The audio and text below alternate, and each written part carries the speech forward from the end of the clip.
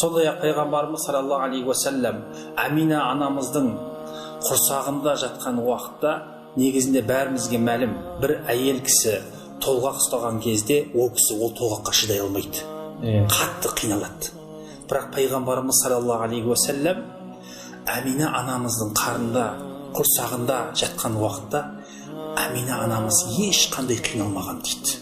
Соншалықты пайғамбарымыз саллаллаху алейхи уассалам адамдарға мейірімділікті әкелумен бірге Амина анамыздың құрсағында жатқан кезде де анасына ешқандай зиян тигізбеген, келмей жатып зиян тигізбеген ешқандай. Соншалықты пайғамбарымыз саллаллаху алейхи уассалам. Міне сөйтіп пайғамбарымыз саллаллаху алейхи уассалам Амина анамыздың құрсағында жатқан кезде Ибн Хишамның да айтуы бойынша Амина анамыз түс көреді дейді.